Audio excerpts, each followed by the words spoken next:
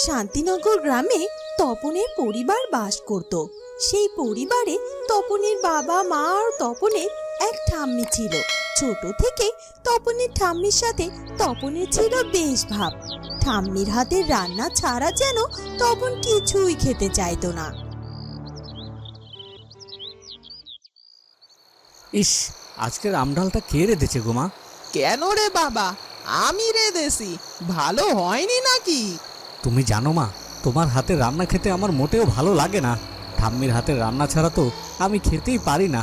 তারপরেও শুধু শুধু কেন যে তুমি আমার খাবারটা রান্না করতে যাও সেটাই তো বুঝি না আমি। আমার জন্য একটু তরকারি কি ঠাম্মি রান্না করে দিতে পারে না?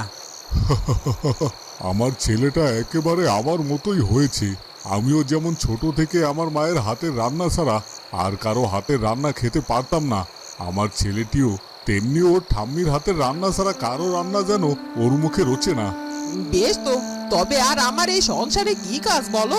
আমি তাহলে এই সংসার থেকে বিদেয় হই এবার। আহা মা, শুধু শুধু তুমি রাগ করছো কেন? তুমি সংসারে বাকি সব কাজ করলে, হাতে হাতে রান্নার সব কিছু ঠাম্মাকে এগিয়ে দিলে, আর ঠাম্মাকে শুধু একটু রান্না করতে দিলে, এতে ক্ষতি কি বলো? তখনই ঘরের ভেতর থেকে তপনের ঠাম্মা বেরিয়ে এসে বলে, না রে দাদু ভাই, ক্ষতির তো কিছু নেই। তবে আজ আমার শরীরটা খারাপ ছিল, তাই আমি বৌমাকে বলেছিলাম আজকের রান্নাটা যেন সেই করে, আর তাই সে রান্নাটা করেছে রে।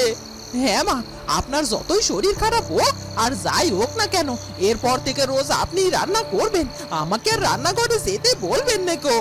এ কথা বলে তপনের মা রাগ করে সেখান থেকে চলে যায়। দিলি তো মায়ের মনটা খারাপ করে। রোজই তো এই ঠাম্মার হাতের রান্নাই খাস তোরা। একদিন মায়ের হাতের রান্না খেলে মন্দ হয় নাকি? আর তাছাড়া তোর মাও তো চায় তোদেরকে নিজে হাতে রান্না করে খাওয়াতে, তাতে এমন করে বললে সে কষ্ট পায় না বুঝি? কি করব বলো তো ঠাম্মা, অভ্যাসটাই তো বদলাতে পারছি না। বলছি তপনের বাবা, আমাদের তপনের তো বেশ বয়স হলো, এবার ওর একটা বিয়ে শাদীর ব্যবস্থা করে ঘরে একটা বউ এনে দাও। এই কথাটা আমার মনের ভেতরে বেশ কয়েকদিন যাবৎ ঘুরপাক খাচ্ছিল গো তপনের মা। তা তুমি যখন আজ এই কথাটা তুললেই, তখন তপনের সাথে আজই এই বিষয়ে খোলাসা করে কথা বলা যাক। ঠিক আছে, তবে আমি এক্ষুনি তপনকে ডাকছি এখানে। এরপর তপনকে তার বাবা মা তাদের কাছে ডেকে পাঠায় এবং তারা তপনের সাথে তার বিয়ের বিষয়ে কথা বলতে থাকে। আমি আর এই বিষয়ে কি বলবো বাবা, তোমরা যা ভালো মনে করবে সেটাই করো। আমার তোমাদের মতামতের উপরে কোনো আপত্তি নেই। এরপর বেশ কিছুদিন কেটে যায়। তবে তপনের বাবা মা অনেক খোঁজাখুঁজির পরও তপনের জন্য একটি সুপাত্রের খোঁজই পায় না।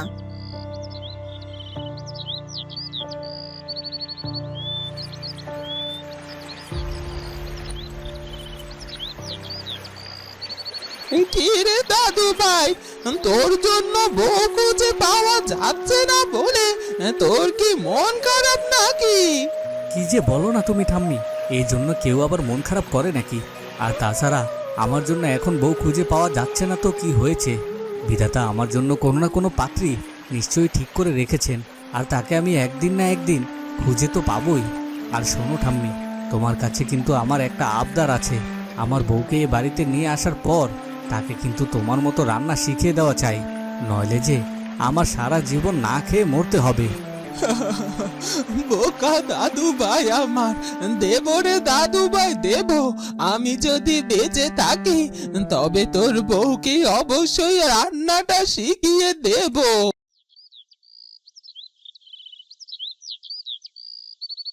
কিছুদিন পর তপন বিয়ে করে খুব সুন্দর দেখতে লাল টুকটুকে একটা বউ ঘরে নিয়ে আসে। নাও গো ঠাম্মি, এবার তুমি তোমার কাজ শুরু করে দাও। এই বুড়িটার ছুটির সময় হয়ে এসেছে মনে হচ্ছে। বুড়িটাকে এবার তোরা তাহলে আর বেঁধে রাখতে চাইছিস না, তাই তো? এটা তুমি কেমন কথা বললে ঠাম্মি? আমার তোমাকে চাই, আর তার পাশাপাশি আমার বউয়ের হাতের ভালো রান্না বান্নাও চাই। ঠিক আছে, ঠিক আছে, তাই হবে দাদু ভাই। এরপর থেকে রোজ তপনের ঠাম্মি তপনের বউকে রান্না বান্না শেখাতে থাকে। এভাবে সুখে দুঃখে তাদের দিন পেরোতে থাকে।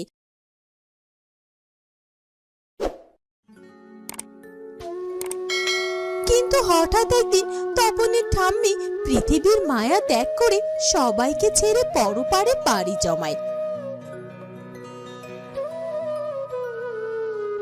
আদরের ঠাম্মিকে হারিয়ে তপন যেন একেবারেই মনমরা হয়ে যায়।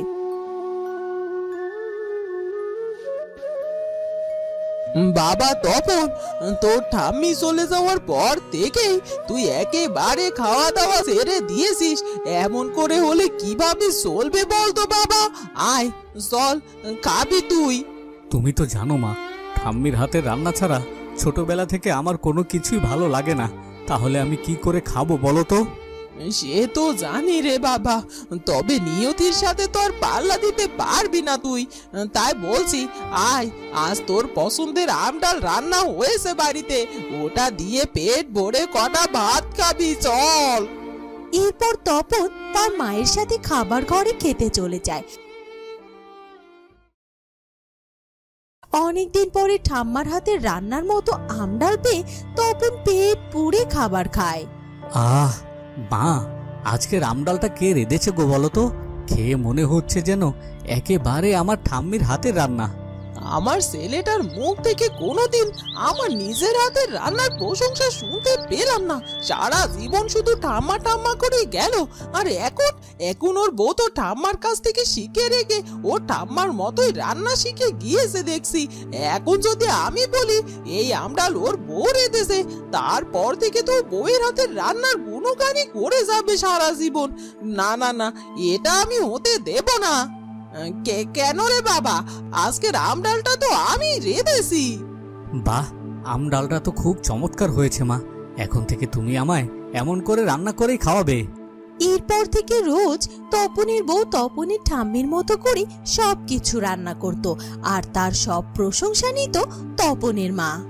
মা, তোমার হাতের রান্নাও যে আমার ঠাম্মির মতো সুন্দর, এটা তো আগে কখনো বুঝতে পারিনি। আগে কখনো মন থেকে মায়ের হাতের রান্না খেয়ে দেখেছিস নাকি যে মায়ের হাতের রান্নার স্বাদ বুঝবি? তা তুমি ঠিকই বলেছো মা। এ কি, রোজ আমি এত কষ্ট করে রান্না বান্না করি, আর তার সব প্রশংসা কিনা আমার শাশুড়ি মা নিজের নামেই নিয়ে নেয়। এত কষ্ট করে রেঁধে পেরেও একদিন আমি আমার স্বামীর মুখ থেকে কোনো প্রশংসা পেলাম না। তাই কাল থেকে আমি আর কোনো রান্না বান্নাই করব না, তারপর দেখব আমার শাশুড়ি মা কি করেন। এরপর থেকে তপনের স্ত্রী তাই করলো।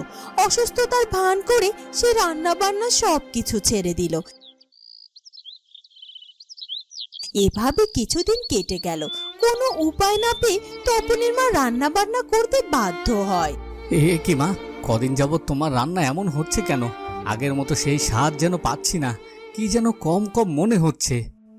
আসলে বাবা, তোর বাবা এবার বাজার থেকে যে মশলাটা এনেছে সেই মশলাটাই যেন কেমন, তাই তো আমার রান্নার স্বাদটা এমন হচ্ছে রে বাবা।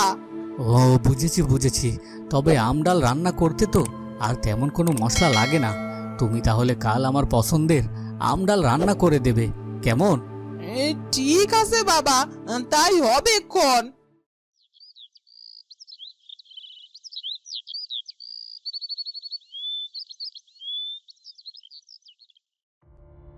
পরদিন তপনের মা নিজের হাতে তপনের জন্য আমডাল রান্না করে। সেই আমডাল খেয়ে তপন বলে, সি, এটা কোনো আমডাল হয়েছে নাকি? মনে হচ্ছে পাতলা পানির উপরে যেন আমগুলো ভেসে আছে। মা, হঠাৎ তোমার রান্নার অবস্থা এমন পাল্টে গেল কেন বলো তো? আসলে বাবা কি হয়েছে, তুই আমাকে ক্ষমা কর বাবা। এতদিন আমি তোকে যে মিথ্যে বলেছি। আসলে এতদিন তোর বউই রান্না বান্না করেছে তোর জন্য। আসলে তোর বউ তো তোর ঠাম্মির কাছ থেকে তার সব রান্না শিখে রেখেছে। তার মানে এতদিন ঠাম্মির মতো যেসব খাবার আমি খেয়েছি সেগুলো সব আমার বউয়ের হাতের?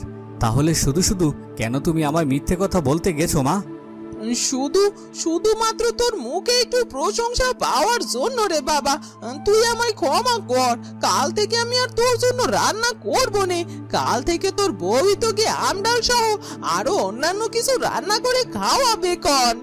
এবার শাশুড়ি মা আচ্ছা শায়েস্তা হয়েছ, নিজের মুখে নিজের মিথ্যার কথা স্বীকার করতে বাধ্য হয়েছ। যাক, কাল থেকে অন্তত আমি আমার স্বামীর মুখে একটু প্রশংসা শুনতে পাবো।